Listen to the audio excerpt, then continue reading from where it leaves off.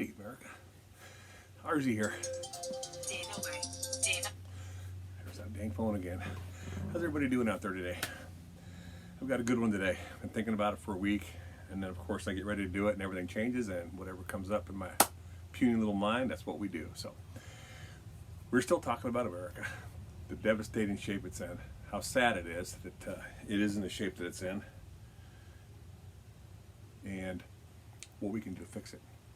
So my advice to you is, let's get a plan that we can all work together, something that we can all get on board with. You see, the world is separated, and it's separated for a reason. That old man out there, the devil himself, he's no dummy. He's been doing it every day. He knows how to keep us at odds with each other. It's interesting. I said all this, I'm not going to word it out, but I drive a lot, so I get to see driving habits of other people. And everybody's in such a dang hurry. I don't know why. I guess maybe they left late or something. Nobody wants to give anybody an inch on the road. They tailgate you so closely it scares you, and you're in a big pickup. It's like, what is going on with these people's mind? Why is everybody all knotted up like this? What's happening? And I'll tell you what's happening. They don't have that peace inside of them. They don't have that rest, that assurance. They're like a bunch of little mice running around in a maze trying to get the cheese. And there's only enough cheese for 10 mice, and there's 1,000 mice in there. So what are you going to do? It's terrible out there. It's awful. Every chance I get, I try to do something nice for somebody. Every chance. That's what you're supposed to do. I'm trying to, today it actually worked great. We're driving from my place to the job site, which is about 5 hours, and we're going through a small town, and traffic is Sunday. It's back to back for miles, you know. So I see somebody trying to get out, I stop, I let them in, I flash my lights, let them go. And just what you're supposed to do. I'm not proud of it. I wish everybody would do that. Give somebody else a little bit more room. If we all think about it, what's it going to take to give somebody a little more room? Let them take the spot you have. How would that be if everybody just did that for one day and see how it worked out? People, it's not getting better. We're not on a plan to fix it. We're still on that train wreck that's going fast, out of control. And if we don't do something quick, it's going to be a train wreck, a bad one. It's going to be ugly. My morning devotion was awesome. I was just 1 Corinthians 12. It was just talking about, it puts it all together. People being part of a body. It's like a company. You have this, you go to work for a company, and what do they give you? One of the first thing they give you is a handbook of rules and guidelines. You abide by them. You do what they say, or guess what? You don't work. Okay? Does that make sense?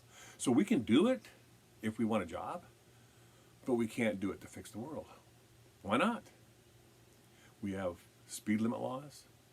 We have bridges that are 14 feet high, and if you drive a truck under it that's 14 feet, 5 inches high, you're going to make a big mess. There's rules. You have to abide by it. But why is it that nobody, for most people, there's a lot of people that do abide by God's laws. Thank you, brothers and sisters that do that. But so many people, they just don't want to. They either don't think they have to, or they use the excuse, well, I don't believe in God. And that's just an excuse. It's just people spatting words out, because the truth about most of that is the people who don't believe in God and Jesus Christ, they have become their own gods. And like the old man, the devil, they want to do stuff their way. Think about it.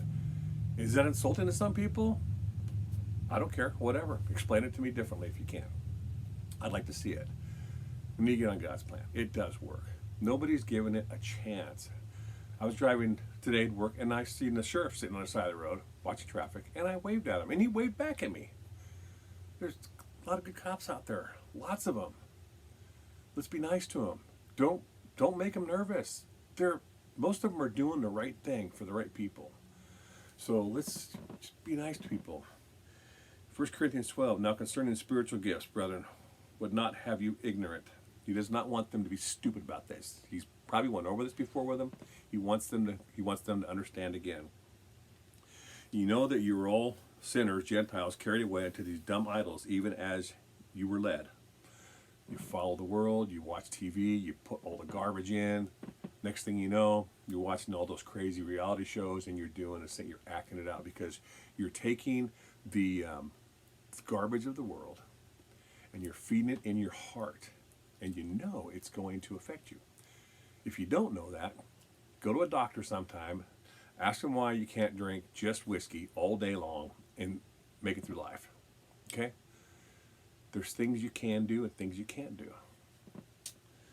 Wherefore I give you to understand that no man speaking by the Spirit of God calleth Jesus accursed. So anybody that knows God, they don't talk garbage about Jesus. Now there are diversities of gifts, but the same Spirit. And there are differences in administrations, but the same Lord. And there are diversities of operations. I won't read the whole thing. You can read it. Please do. He's getting into saying it's a body. There's parts. There's hands. There's toes. There's noses, ears, eyes. Every part has its own job to do. He talks about, some people are made to do that. Some people think everybody should evangelize people. I disagree, but that's not a big deal. I'm not worried about that. I think everybody can do it in their own way if they use the gifts that God has given them. I believe that each and every one of us has given a special gift from God to be a certain type of person. Some people love mercy. Some people are kind. Some people want to serve. Some people lead. We need pastors. We need teachers. We need people with authority who are smart. People that can dig into the Word, that love reading, can take time, take it apart bit by bit and make sense of it. The people like me who normally just read and I'm like, okay, what did that say? So there's different things for us all to do. So let's start doing those things, okay? Figure out what it is that your gift is. I figured out what mine is.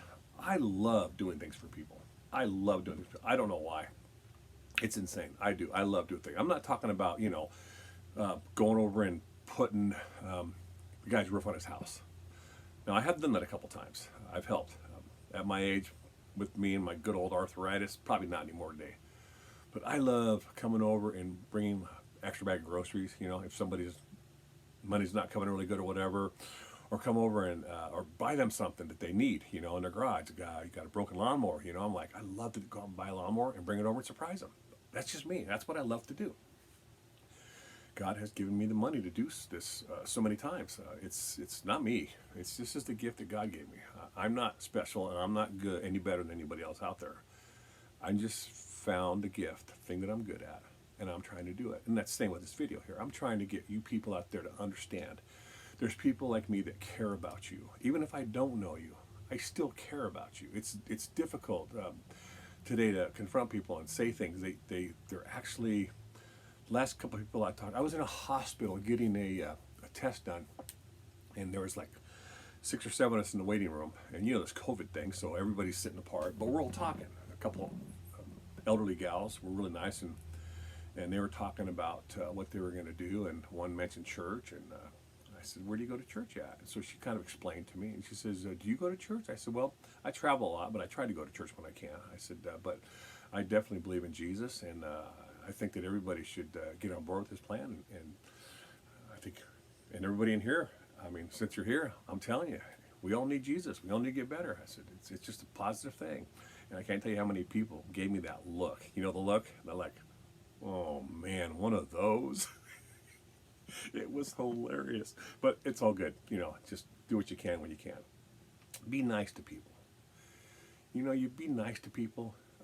A lot of times they don't know how to react to it because so many people are just like fast and quick and just like they don't have time for anybody else. Jesus wants us to take time for people. That's the whole thing you all need to understand. A lot of people don't like religion. I don't like calling it religion either. Actually, it bothers me. It's the true Christianity that we want, and you can tell people that are true Christians. You can. It's obvious. It's very obvious. A lot of times we scare people, but you got the Christians, that put on the bumper stickers and they wear all the goofy clothes and they act goofy and crazy and all that. So, that's okay. If that's your thing, that's fine, but just kind of try to be normal. Just be yourself and be like Christ as much as you can. We can't be like Christ. We're humans, okay? We're not going to get to that point where we're actually going to be as good as him, but that's what we're shooting for. It's like an athlete in the off season. Does he still exercise? Does he still work out? Yeah, because he wants to be ready for next season. Just like Christianity, you got to keep trying it. You got to keep working at it. It's a job. It takes a lot of your time. So you have to change your focus. one of the wonderful ministers I listened to, Charles Stanley, had a great service today. I go to church on TV pretty much because I travel, so it's really hard for me to go to a new church. But he was talking about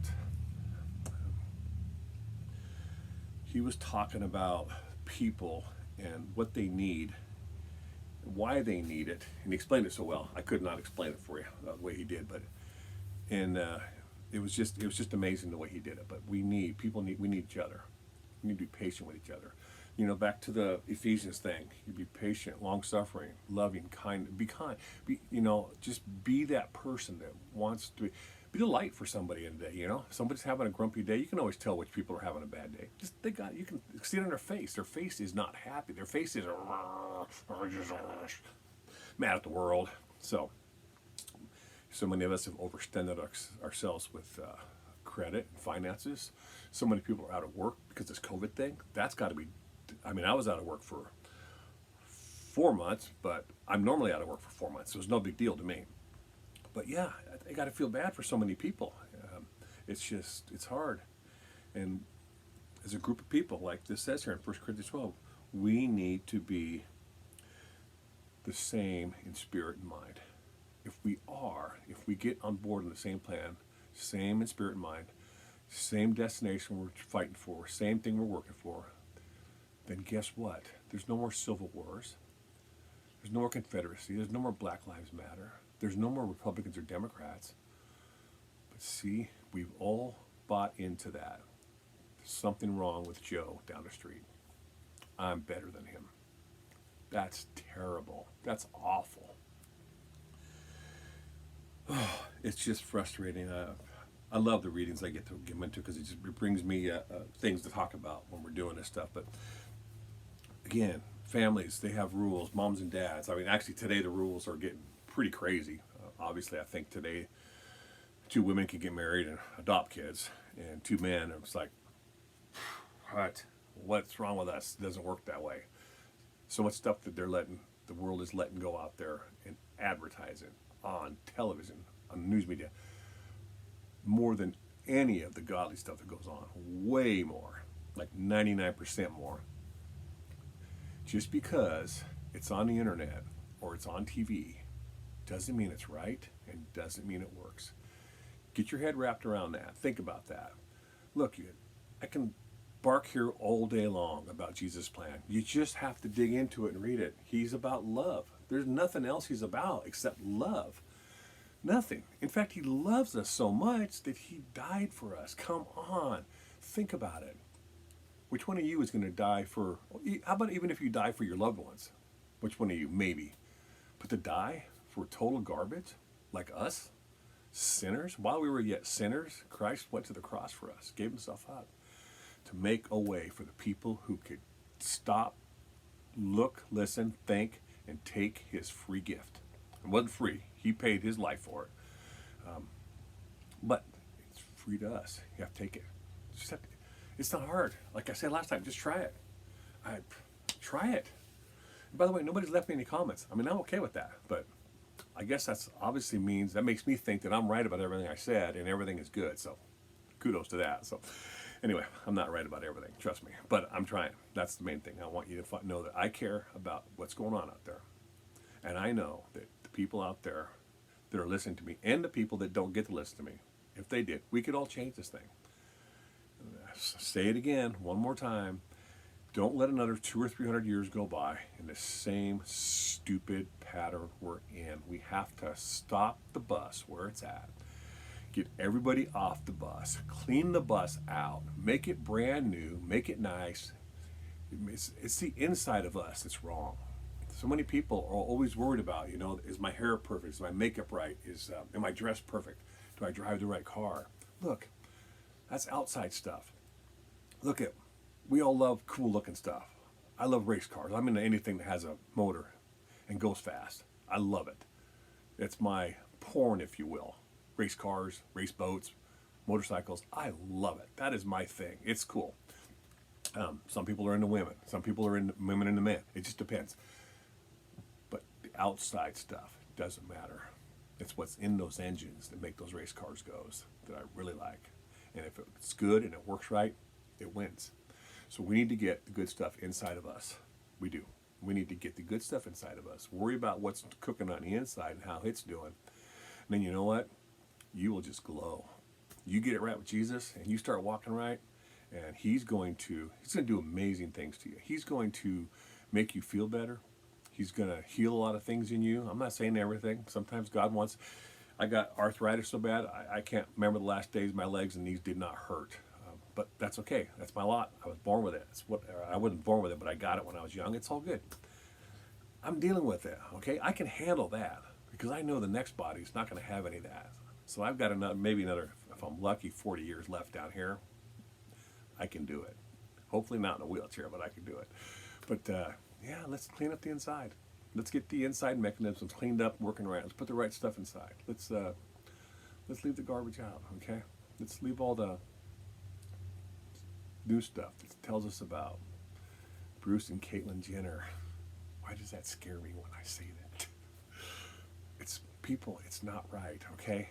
It's entertainment. I understand that for some people. It's sick, sad entertainment, but whatever. If that's what you need for entertainment, you need to go buy yourself a shotgun and go out and shoot some clay pigeons somewhere. Have some real fun. Do something that's fun. Go fishing. Do something that's fun. Go camping. Drive through the woods. Walk through the mountains. Do something fun. I'm telling you, man, this TV's killing us. It's captured so many people. It is awful. I've actually been really good at it. I think I watch motorsports once in a while. That's not on very often. And I still like the wildlife channels. Sometimes the things they say about how the earth was kind of, you have to put that aside. But I love the beauty that God made in this world. It's amazing if you think about it. Some of the stuff that's out there is so awesome. So let's do that. I'm going to cut this short. Last time it was so long, YouTube was telling me I had to give them verification because it was so long. No, it's all good. We'll do it. We can do this thing. So look at America. When are you going to stop? At least the people listening to this and listen to me. Just stop. Take a stroll in your own mind. Get away. Get in that little room of yours. Get away, just you and God. Talk to him about it. Ask him about it. That wonderful pastor this morning, he said that sometimes we get these unnerving feelings and we get anxious and all that. A lot of times that is God trying to get our attention. Okay. Some people's moral compass is so far blacked out that they'll never feel it, and that's really sad. And that's the sad part, when sometimes bad accidents happen to wake people up. I've got a few stories, but I will not share them with you because they're not my story. They're somebody else's, and they can share. I've been in that dark world. I was there. I've done some terrible things in my life. I'm not proud of it. But you know what? I can look back now.